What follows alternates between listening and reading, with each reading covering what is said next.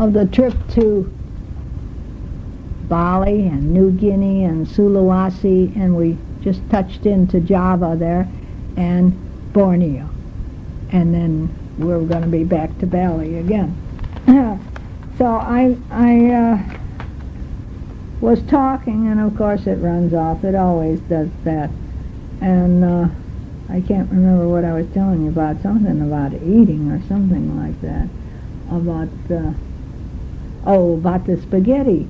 And the spaghetti was very good. It was made of spaghetti, you know, and the sauce looked pretty good. And there was little square pieces of, you would take that it would be that pepperoni that they put on pizzas, you know. It looked just like that, and it kind of tasted like nothing too much. It did not have the pepperoni taste, but it was really good. I asked, do you have garlic bread? Well, Ralph almost had a split a gut. He says, what do you mean garlic bread? They don't even have bread here, and now you're going to go in the kitchen and make garlic bread. Show them how to do it.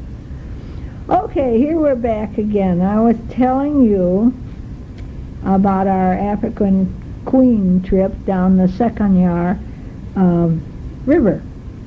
So we're going down the big river, and it has all these huge boats of all sizes, and then we went up the tributary of the big river, and we went up the Sekanyar. And it took about 2 hours, and, you know, just chugging along, ba-boom, ba-boom, ba-boom, ba-boom, and you're looking on each side, you know, and it's getting smaller, you know, as we keep going up the river. And we reached the Rimba Lodge. I don't know, but I think this is run individually. It's not run by a park district. Run individually. And it's near Tanjung Tenga village, and Rimba means great wilderness. And when we were going on the river there, we saw monkeys.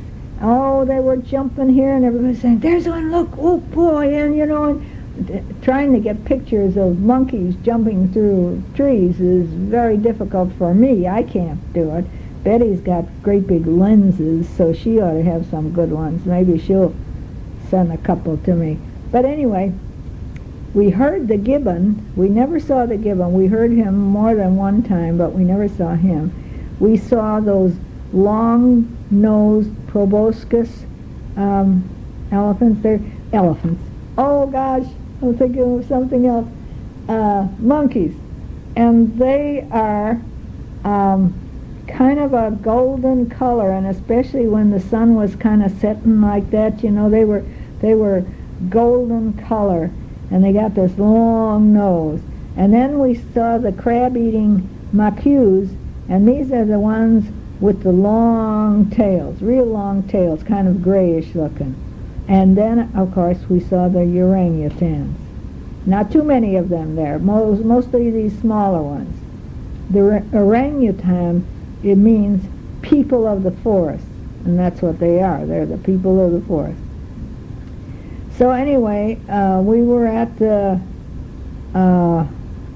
we stopped and we were at the Tangyu research station for a few hours. These research stations are just a couple of buildings there, you know, and they're there, and they're there to count the orangutans, and they're there to make sure they're okay, and they're there to feed them and help them out, whatever that they can do. To keep them, because these are from the poachers, all these little baby ones, you know, and they're growing up. It takes a long time, 2 or 3 years before they can go back, and they have to, so for a while they're just sheltered and mothered, and then they have to learn that they can't stay there forever. They've got to get out in the wilds, and it's very difficult. The guy says sometimes you'll get one and she won't go back. Why should she? She gets food and milk and has human companionship. So anyway, we were there for a few hours. Now there were orangutans there. Most of them were of various sizes. And Dr. Barudi Gladikas has been there since 1971 to 1991. And she's been managing 750,000 acres, and she's been managing the orangutans. So she's been doing quite a job for quite a long time, too. There's more women in this orangutan business. It's just amazing.